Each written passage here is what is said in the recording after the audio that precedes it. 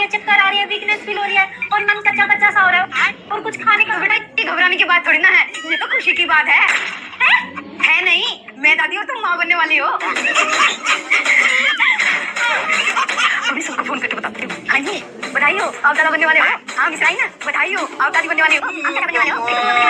लो बेटा जूस, बच्चे की सेहत के लिए अच्छा होता है। अच्छा लो जूस, इसे नहीं तुझे पीना है, प्रेगनेंसी में अच्छा होता है। तो मम्मी जी प्रेग्नेंट तो यही है ना?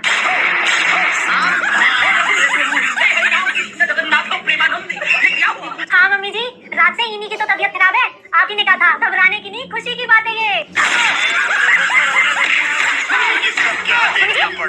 लगता है मम्मी जी भी प्रेग्नेंट है।